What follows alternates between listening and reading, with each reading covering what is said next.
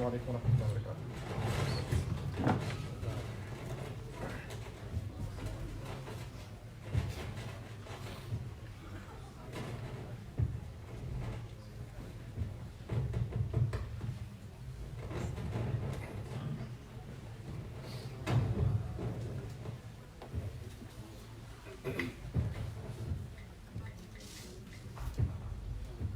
الله أكبر الله أكبر الله أكبر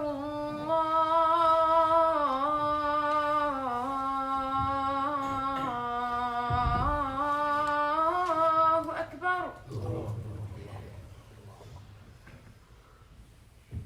أشهد أن لا إله إلا الله.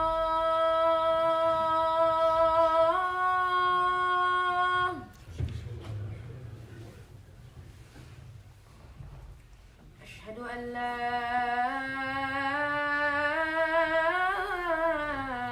إله إلا الله.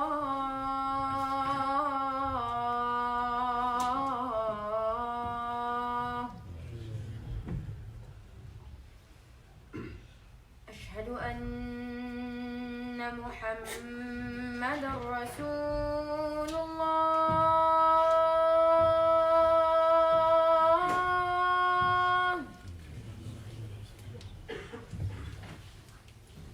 أشهد أن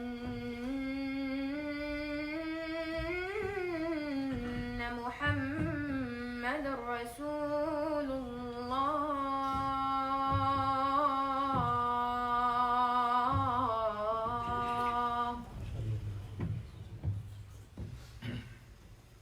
حي على الصلاة.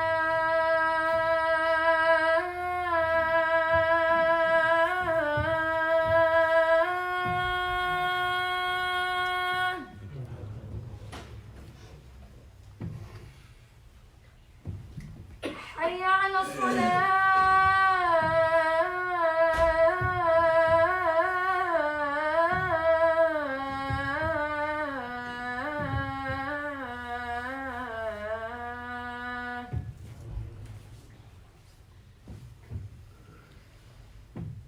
حي على الفلاح.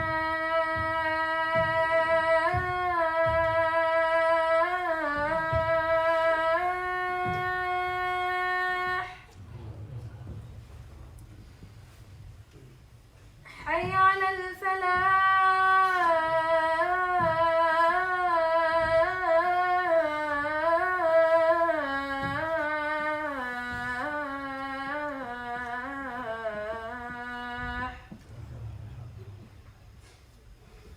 الله أكبر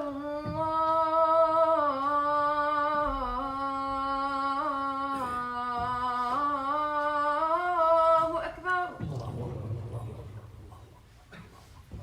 لا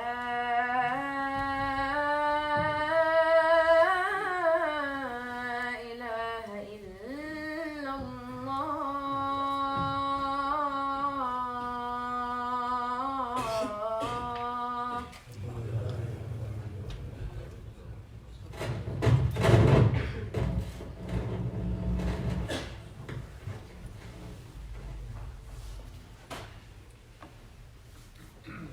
الحمد لله الذي نحمده ونستعينه ونستغفره ونؤمن به ونتوكل عليه ونعوذ بالله من شرور أنفسنا ومن سيئات أعمالنا. من يهده الله فلا مضل له ومن يضلل فلا هادي له. ونشهد أن لا إله إلا الله وحده لا شريك له. ونشهد أن محمدا عبد الله ورسوله أرسله الله تعالى بالهدى ودين الحق ليظهره على الدين كله وكفى بالله شهيدا. وصلى الله عليه وسلم تسليما كثيرا كثيرا. أما بعد فإن أصدق الحديث كتاب الله وخير الهدي هدي محمد صلى الله عليه وسلم. وإن شر الأمور محدثاتها وإن كل محدثة بدعة وكل بدعة ضلالة وكل ضلالة في النار. قال الله عز وجل في كتابه الكريم بعد أن أقول أعوذ بالله من الشيطان الرجيم إنهم إن يظهروا عليكم يرجموكم أو يعيدوكم في ملتهم ولن تفلحوا إذا أبدا. رب اشرح لي صدري ويسر لي أمري واحلل عقدة من لساني يفقهوا قولي اللهم ثبتنا عند الموت بلا إله إلا الله اللهم اجعلنا من الذين آمنوا وعملوا الصالحات وتواصوا بالحق وتواصوا بالصبر آمين يا رب العالمين. My intention originally was to continue the series of khutbahs I was giving. I titled them Let Them Get Married, and I was going to talk in this third part about what Allah says about men that are ready or supposed to get married and the guidance He gives in light of Surah Al-Qasas through the story of Musa alayhi salam. But I've decided to postpone that because of the overwhelming and troubling news that everybody's been watching that's coming out of India, among other places. And this kind of violence that has broken out against Muslim communities is not just isolated to India. The kinds of things that are happening to the Uyghur Muslims in China is well known, even though some people are in denial about it. There are the kinds of atrocities that happen to the Sri Lankan Muslims are not a mystery to those who follow up on what's been going on there, and erupts every now and again. So this is not an unheard of phenomenon. And if this conversation was happening 10 years ago, 20 years ago, 30 years ago, maybe we wouldn't be talking about one place or the other. We'd be talking about Bosnia, we'd be talking about Kosovo, we'd be talking about some other place where these kinds of horrific acts against civilian populations have taken place. And I wanted to, take a step back and really try to understand how is it that we as Muslims can think about this reality that takes place, this unthinkable kind of tragedy that keeps on occurring one time after another. And of course, when we're going through such a tragedy, the call is we should condemn this, or we should say something about it, or we should speak out against it. But if you just think for a moment, if we speak out against it, and we should, is that all? Is that all we're supposed to do? Because once you speak out against it, and somebody writes to me sometimes on social media or whatever, I'm giving a dars of Quran, brother, say something about India, or say something about Kashmir, or say something about the Uyghur. Okay, once I say it, then what? Do you feel better? And we've turned the social media itself and public conversation itself into a means by which we blow some hot air, we say some stuff, and then nothing changes. Our mentality doesn't change, our approach doesn't change. What we need for each other is reminder, actually. And one of the most important features of our religion is that we spend our lives giving each other counsel to the truth. وَتَوَاصَوْا بِالْحَقِّ وَتَوَاصَوْا بِالصَّبْرِ. Right? And we don't give each other false, false comforts, real comforts. If you can physically do something about it to help, to stop an evil, you do it. If you can support financially, you support financially. If you can raise your voice, at the very least, you raise your voice. All of that's true. But I wanted to take even a further step back and help us understand something, that we don't just spike every time an incident takes place. We take a larger look at history and seek some guidance from Allah as to why this stuff happens anyway, and why is it happening to Muslims? Why particularly to Muslims this kind of tragedy keeps on occurring in different parts of the world every few years. Something like this is happening. And so what I wanted to share with you is something that I have been thinking about for a long time that belongs to Surah Al-Kahf. And Surah Al-Kahf, of course, the first story in it is the story of these young men who decided to accept their faith. And when they accepted their faith, they became different from everybody around them. Now you have to understand, they're from the same race. They speak the same language as their culture. Their families know all the other families that are non-Muslim. They're the only Muslims there, but their food and their culture and their clothing and their language and their nation, all of it's the same. They're exactly the same. But the only thing that makes them different is now that they don't believe in different gods, they only believe in one God. They're Muslim, that's it. That's the only thing that sets them apart. Now, that's the case in many parts of the world. You have people that belong to the same country. They're racially practically the same. Their language is the same, but they're different religions. And some of them are Muslim. And in some cases, they're a Muslim minority. But in practically many other things, they have a lot in common. They're sharing the same society. They're living the same life. That's also true of a Muslim community living in the United States or Canada or Australia or somewhere else. We may be ethnically different in some cases, but in much else, we belong to the society just like everybody else does. And one thing that's setting us apart is our Islam. When they were hiding in the cave, they said something to each other that Allah deemed important enough that He should, place it in the Quran, so we could always listen to it and hear it every Friday. And it's remarkable that the Prophet ﷺ told us that this surah is something that will protect us from great fitna. And we have to go back to it in times of great fitna over and over again. And every Friday it's a sunnah of the Prophet ﷺ to recite this surah. So what we learn in this surah has a lot to do with the ummah going through fitna. So every part of it deserves special attention. So what they say to each other, what I read to you, is إِنَّهُمْ إِن يَظْهَرُوا عَلَيْكُمْ. Those people for sure, if they overpower you, if they come over you, if they become dominant authorities over you, يَرْجُمُوكُمْ, they will stone you to death. So if you go back, you're from them, you're their citizen. You're a citizen of that country. You are just like everyone else. You even look like them. But if you go back to them, because the only thing different now is not because you've done some crime or because you've stolen something, because you believe in one God. Because of that, when you go back, if they overpower you, if they overrun you, they will stone you to death. أَوْ يُعِيدُكُمْ فِي مِلَّتِهِمْ. Or the only other option is, or they will assimilate you back into their own religion. They make you go back into their own religion. The thing that makes you unacceptable, worthy of hate, is that you're Muslim. That's what makes you worthy of hate. That you have some shred of Islam left. If you have any bit of Islam, by the way, these people, these young men, the only thing we know about them is they decided not to worship multiple gods. They know nothing about halal and haram food. They know nothing about dressing differently. They know nothing about their family life should become different. They have no other regulations or laws. All they know is they're not going to worship multiple gods. They will only worship one God. That's it. From what we can tell of the historical account, they don't even have access to the Bible or the Torah. They have no access to prophets. They've just come to the conclusion that only one God should be worshipped. And that is dangerous enough for some people to hate them so much that they are ready to kill them. Kill them if they could. That is not a new reality in some societies in the world. That has always been there. That's always been there.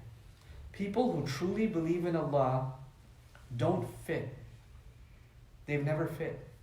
You can try to fit. You can dress like everybody else.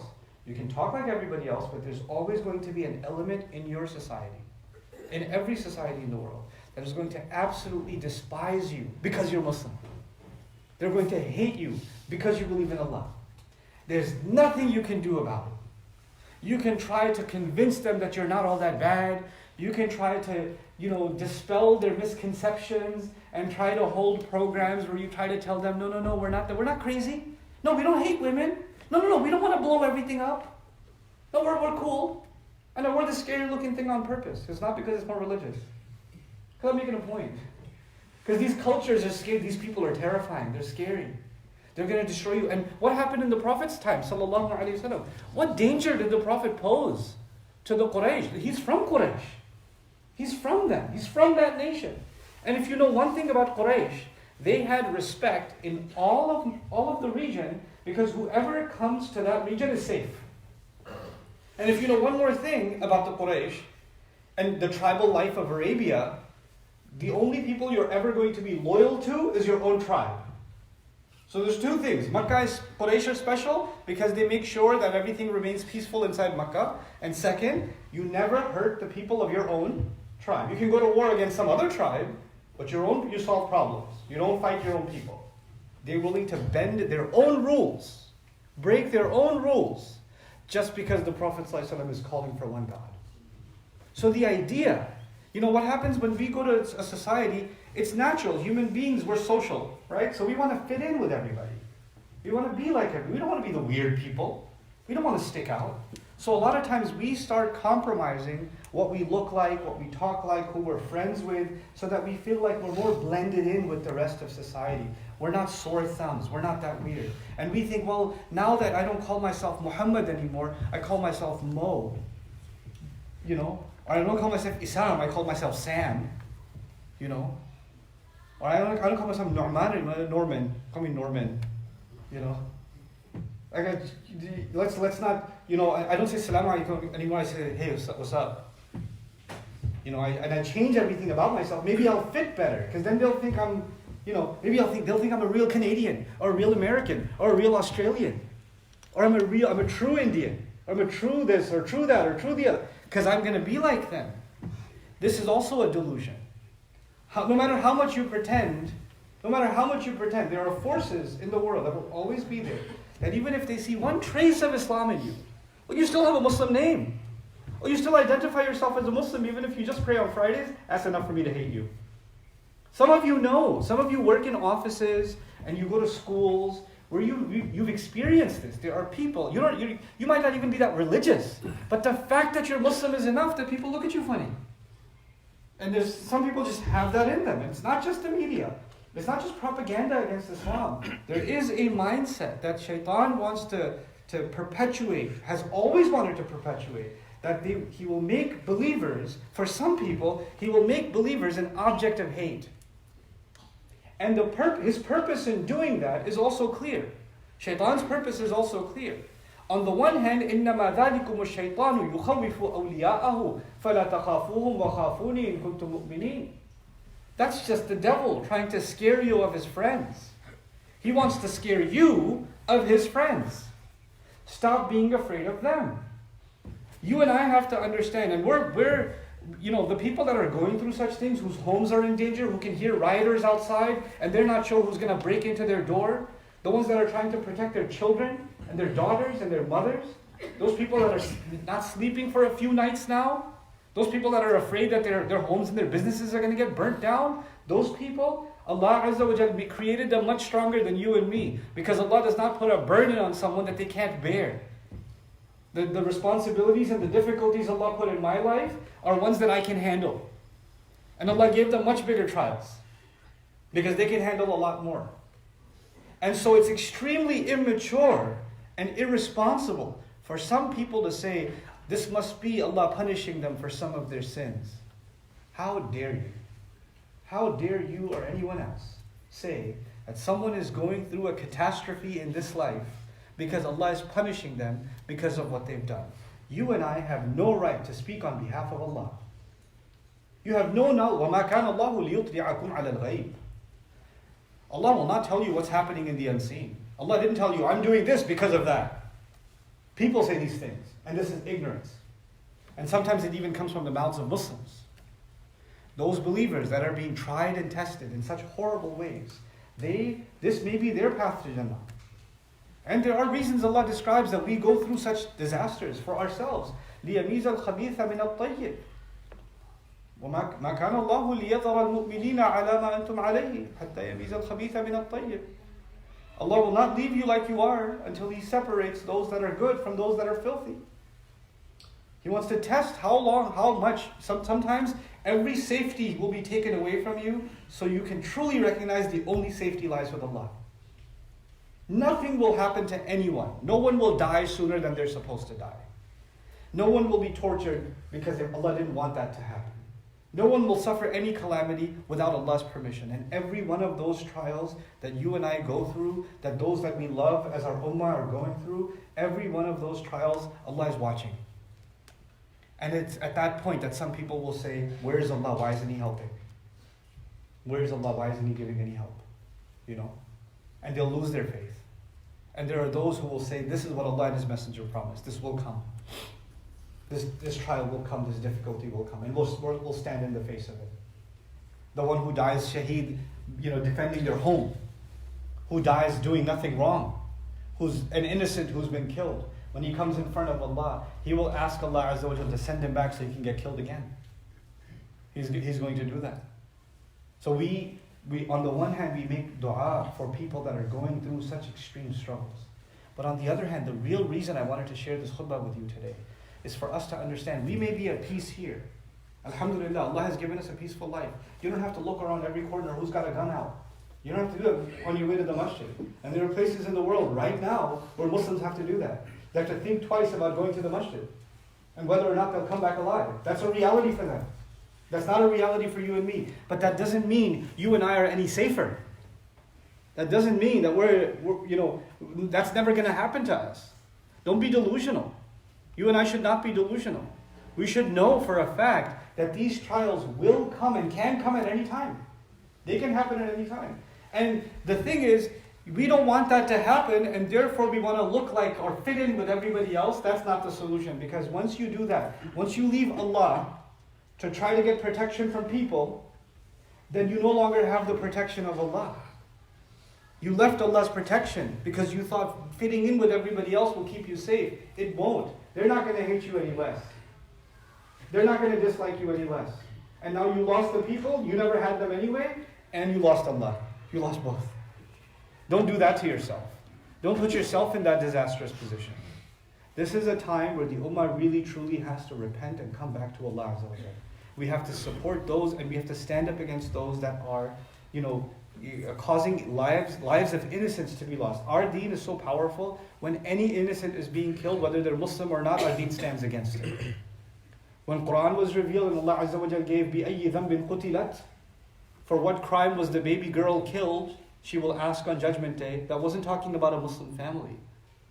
When Allah says فَذَلِكَ الَّذِي يَدُعُّ الْيَتِيمِ, that the one who pushes the orphan, Allah criticizes the people, the one who pushes the orphan around. The orphan being talked about was not from a Muslim family. They were the mushrikeen. Allah was standing for them. وَيْلٌ لِلْمُطَفِّفِينَ, people who were cheating in businesses. And Allah criticized those who cheat others in business. Neither the customer nor the business person were Muslim. And Allah stood for those customers that are being cheated. Our deen is a deen that stands up for justice no matter what. And it includes, of course, fellow believers when they're being persecuted. So our du'as are with them, but please, I don't tire of saying this. Some people might find this controversial. I have to say what I'm convinced of, what I understand. The institution of dua is a very powerful weapon Allah gave a believer. If you study the stories in the Quran, then when a believer sincerely turns to Allah with their heart, then things change. Things change. If you study any story of any prophet, the turning points, the major events where things change, is when they made dua. Actually. So dua is not just some words we say. But you know what we've turned dua into? We've turned dua into not a conversation with Allah. We've actually turned dua into a conversation with each other. Brother, please make dua. Wait, what do you mean? I make dua. You don't tell each other to make dua. Dua comes from the heart, and it's a conversation with Allah, not with each other. Now the idea of dua is post something on Facebook. Now the idea of dua is say something on a microphone. That's dua. That's not dua. Dua is a very personal, intimate conversation between you and Allah. It's always been that way. There are sometimes we make dua to Allah together. That's fine. That's fine. But the reality of dua is actually not words or sounds. The reality of dua is what comes from the heart of a believer and reaches the highest heavens. That's actually what dua is. That's what it's supposed to be. And don't turn it into anything else. And the situation will not change. Allah does not change the situation of an ummah. It's not just, the Indians have to change, or the Kashmiris have to change, or the Uyghur Muslims have to change. Allah speaks to us as an entire ummah. And the reality is pretty scary. It may be that some parts of our ummah is suffering, not because of their own sins, but because of our sins. Because we're one body. We're one body. Think of it this way. The Prophet ﷺ described the ummah kajasad, right? Like a single body. When one part of it hurts, all of it hurts. When one part of it hurts, all of it hurts. Here you are eating unhealthy food. You're eating unhealthy food. Or you're not taking care of your diet or whatever. And one part of your body starts developing a disorder. Right? The problem is somewhere else, and the symptoms show up somewhere else. So we don't assume that they're going through a trial because they're messed up. They may be going, maybe Allah is using that trial to wake the entire ummah up. How long before, these shakings that Allah sends us, before we wake up and say, Ala inna nasrallahi qareeb, Allah's help is near. And that we have to turn back, we have to be qualified for Allah. When I say we have to make dua for the ummah, and I want to end with this, really.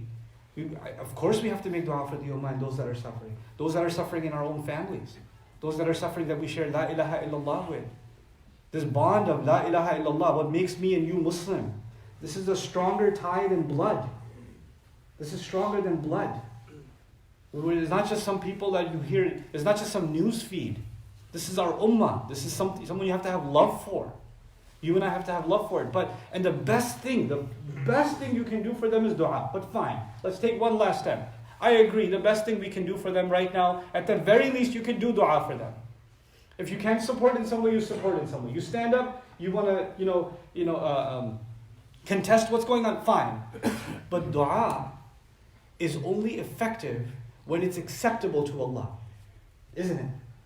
Dua is not just me making some sounds and crying. It has to be acceptable to Allah. And when you read the Prophet's warning, sallallahu alaihi wasallam, that somebody that travels across the desert, whose clothes are torn and they're disheveled from the journey, and they're holding on to the walls of the Kaaba, and they're asking Allah for dua that they made. They traveled back then. They didn't take a flight to get to the Kaaba. They walked through a desert to get to the Kaaba. You understand? And they get to the Kaaba and they're begging Allah, and Allah Azza wa Jal tells, the Prophet ﷺ tells us, وَمَلْبَسُهُ حَرَامٌ وَمَطْعَمُهُ حَرَامٌ. The thing he's drinking is haram, the food he's eating is haram, the clothes he's wearing is haram, the money he makes is haram, basically. He's okay earning from wrong means. He's okay with taking somebody else's inheritance money. He's okay with not paying the loan back and saying, I never borrowed money from you. He's okay with eating somebody else's food. He's okay with lying and cheating and scamming. But now he's showing up at the Kaaba crying in front of Allah's house and making dua. أَنَّا يُسْتَجَابُ لَهُ. How is he going to be answered? What good is that dua? So before you and I say, make dua brother, let's make dua together. Well, are you qualified for dua? Have we left haram? Have we left questionable things that make our du'as, worthless before Allah? So before you and I, if we really care about the chaos that's happening, and we really care to make dua, then let's care about our dua itself. Let's make the dua right. Because it's not just empty words. It's not just emotional prayers that are felt from the heart. There's conditions that have to be met. Allah says, فَلْيَسْتَجِيبُوا لِي. He says, وَجِيبُوا دَعْوَةَ الدَّاعِ إِذَا دَعَانِ فَلْيَسْتَجِيبُوا لِي. I will respond to the call whenever they call me. I'll respond to the dua whenever they make dua. He says, then they should respond to me. That's the same ayah. فَلْيَسْتَجِيبُوا لِي. Then they should respond to me. They should at least try to respond to me. Allah is asking you to leave certain things. Allah is asking you to do certain things in your life. None of you here don't know that. I know that and you know that. It's not complicated. Everybody here knows what we're supposed to do and we're not supposed to do. And we're still doing all that stuff. And we have the audacity to ask, how come Allah doesn't answer my du'as? How come the ummah's du'as are not being answered? I mean, we're not even making our part of the deal. We don't get to be hypocritical and say we care about the plight of the ummah if we're not changing ourselves. This is what Allah means when He says, إِنَّ اللَّهَ لَا يُغَيِّرُ مَا بِقَوْمٍ حَتَّى يُغَيِّرُوا مَا بِأَنفُسِهِمْ. There's no doubt about it. Allah will not be one to change what is happening to a nation until they change what is happening inside of themselves. He will not change the tragedy of the ummah, the catastrophe of the ummah. He will not lift us from it. Doesn't matter where it's happening in the world, we will not lift from it until something deep changes inside of ourselves. Until we turn back to Allah. You and I have to take personal responsibility for our share in our du'as becoming empty. Our share. It's not just, it's Ramadan time, let's raise our hands and cry, and then go back and disobey Allah again. We made so much dua this year, and the year before, and the year before, and I cried so much. How come it didn't go anywhere? Yeah, it didn't go anywhere because we're not doing it right. Something's missing. Something's deeply, deeply missing. And this is, there's the 2 points I wanted to make to you and remind myself of. One, we're never going to make some people happy. Some people are always going to hate us. That's never going to change. The Prophet ﷺ was the nicest human being you could ever meet. They still hated him, right? So it's not that you're not nice. It's not that you're not worthy of being liked. Or you're evil in some way. It didn't matter. It's the fact that you have truth. That you carry some reflection of your messenger, sallallahu alaihi wasallam. That's enough for shayateen and those who listen to the shayateen to hate you. That's enough for them. And that will never go away. And no matter how much you try to present yourself in a different light, there are people that are balanced. There are non-Muslims that are balanced, that are sensible. They can see through it. And there are those that are drowned in hate. They're drowned in the whisper of shaitan. And they are now in the devil's playground. There's nothing you can do about that. Don't bother. Don't bother becoming likable. Be yourself. Don't sell your religion to anybody. It's not worth it. So they knew, if they go back, there's only two things that are going to happen. Either they're going to stone you to death, or they're going to take you back into their own religion. And they said, either way, and then the second option, that they will take you back in your own religion, okay, I'm no longer Muslim. If they do that, وَلَن تُفْلِحُوا إِذًا أَبَدًا, then you will never be successful. Then you will never be successful. The people who have been killed, the people who have been massacred, they haven't been killed. They're not dead. This is the last thing I share with you. I know I'm over my time. 1 minute, that's all it'll take. وَلَا تَحْسَبَنَّ الَّذِينَ قُتِلُوا فِي سَبِيلِ اللَّهِ أَمْوَاتًا. Don't you dare assume about those who were killed in Allah's path that they are dead. Don't you dare even think that they are dead. بَلْ أَحْيَاءٌ عِنْدَ رَبِّهِمْ يُرْزَقُونَ. They are alive, being provided for in the company of their master. فَرِحِينَ بِمَا أَتَاهُمُ اللَّهُ مِنْ فَضْلِهِ. They are overjoyed at what Allah is giving them from His own favor. وَيَسْتَبْشِرُونَ بِالَّذِينَ لَمْ يَلْحَقُوا بِهِمْ مِنْ خَلْفِهِمْ. And they're congratulating each other about those who haven't even joined them yet. They haven't even joined them yet. Allah is talking about those who've been killed, holding on to their Islam. They were killed holding on to their Islam. We may be crying for them, they're happy for themselves. They're overjoyed. And they're looking down at those that are still alive and saying, man, they're going to join us soon. They've already made it into Jannah. May Allah Azza wa Jal make us worthy of His Jannah. May Allah Azza wa Jal accept our shuhada as those that are worthy of no questioning and are being given Allah's forgiveness and grace, the grace of Jannah immediately. May Allah Azza wa Jal ease the suffering of those that are going through whatever kind of trial, be it political suffering, military suffering, physical suffering, sickness suffering, but in any kind of suffering, may Allah Azza wa Jal make that suffering a reason for which our faith in Allah increases and doesn't decrease. Because no matter what loss we face, whether it's loss of life or limb or money or whatever else, the one loss we cannot afford is the loss of Iman. Every other loss, everything was going to go anyway. Everything else was going to go anyway. One day you and I are going to be in the ground, none of this stuff will matter. One thing that will matter though is what we took, where our hearts were. May Allah Azza wa Jal not compromise the Iman of any believer, no matter what trial they go through. And may Allah Azza wa Jal ease our trials and never put us in a position that we feel we're no longer able to bear the trials that He has given us. Barakallahu li wa lakum fil Qur'an al-Hakim wa nafa'ani wa iyyakum bi ayati wa dhikril hakim. Alhamdulillah wa kafa wa salatu wa salamu ala ibadihi alladhina istafa, khususan ala afwalihim wa khatamil nabiyyin Muhammadin al-Amin wa ala alihi wa sahbihi ajma'in. قال الله عز وجل في كتابه الكريم بعد أن نقول أعوذ بالله من الشيطان الرجيم إن الله وملائكته يصلون على النبي يا أيها الذين آمنوا صلوا عليه وسلموا تسليما اللهم صل على محمد وعلى آل محمد كما صليت على إبراهيم وعلى آل إبراهيم في العالمين إنك حميد مجيد اللهم بارك على محمد وعلى آل محمد كما باركت على إبراهيم وعلى آل إبراهيم في العالمين إنك حميد مجيد عباد الله رحمكم الله اتقوا الله إن الله يأمر بالعدل والإحسان وإيتاء ذي القربى وينهى عن الفحشاء والمنكر ولذكر الله أكبر والله يعلم ما تصنعون أقم الصلاة إن الصلاة كانت على المؤمنين كتابا موقوتا. Tomorrow is a very special event here. It's called Story Night. It's actually one of my favorite stories from the Quran that I'm teaching here on our campus. I'd like you to come and I'd like you to bring your non-Muslim friends with you if you can. Inshallah. Especially the youth, I would really love to see them tomorrow. 6:30 tomorrow, inshallah.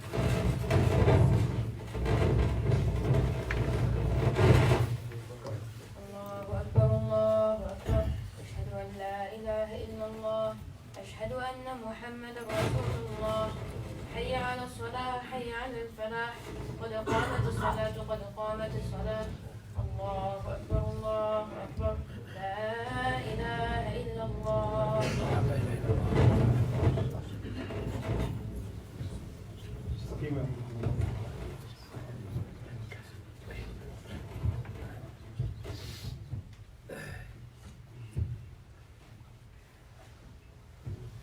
Allah.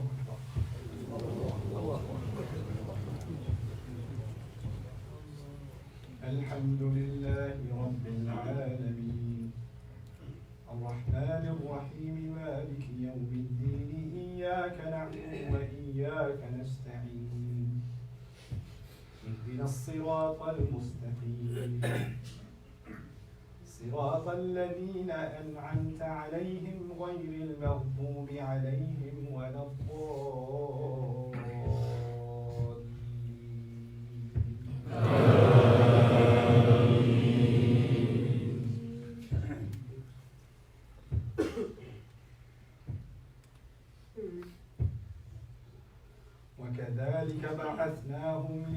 يتساءلوا بينهم قال قائل منهم كم لبثتم قالوا لبثنا يوما أو بعض يوم قالوا ربكم أعلم بما لبثتم فابعثوا أحدكم بورقكم هذه إلى المدينة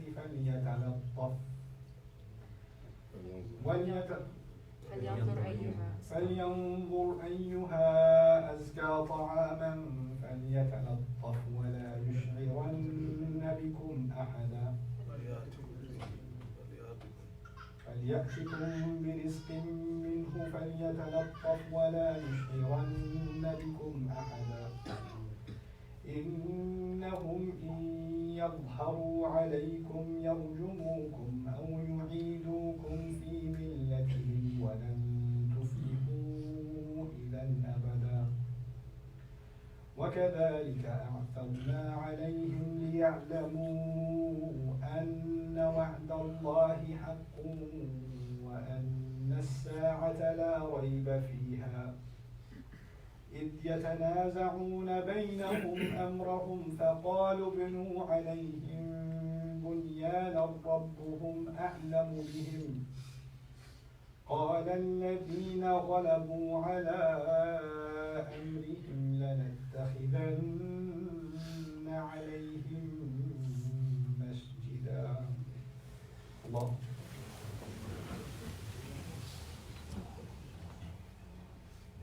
سمع الله حمده الله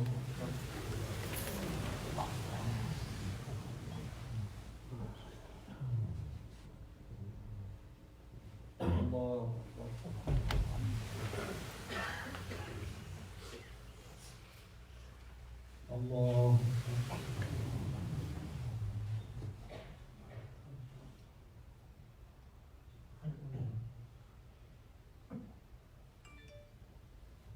الله الحمد لله رب العالمين الرحمن الرحيم مالك يوم الدين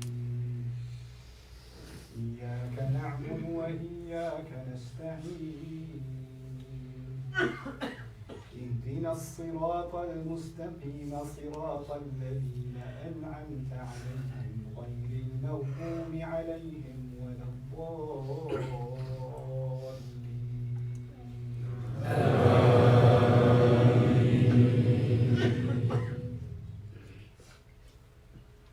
واصبر نفسك مع الذين يدعون ربهم بالغداة والعشي يريدون وجهه ولا تعد عيناك عنهم تريد زينة الحياة الدنيا ولا تطع من أغفلنا قلبه عن ذكرنا واتبع هواه وكان أمره فرطا وقل الحق من ربكم فمن شاء فليؤمن ومن شاء فليكفر إنا أعتدنا للظالمين نارا أحاط بهم سرادقها وإن يستغيثوا يغاثوا بماء كالمهل يشوي الوجوه بئس الشراب وساءت مرتفقا الله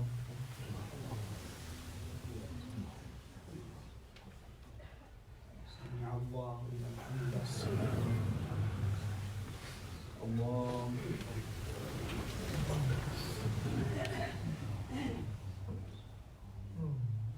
الله الله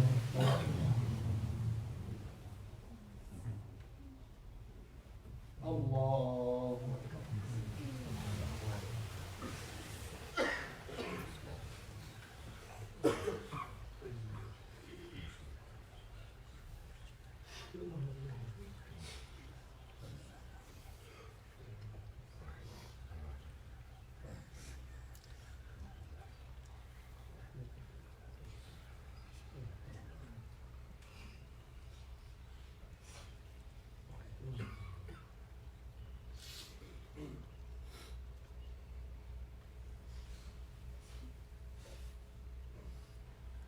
السلام عليكم ورحمة الله. السلام عليكم ورحمة الله.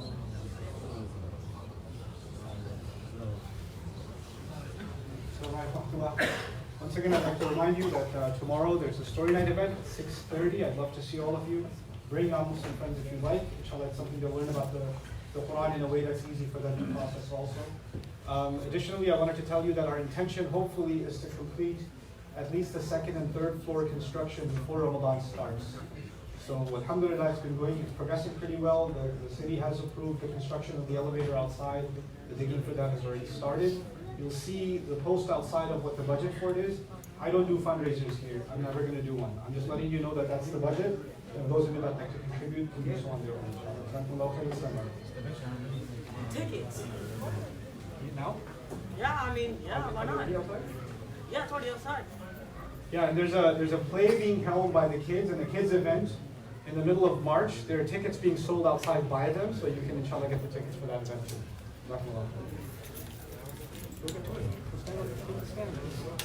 Okay. You want to turn it on?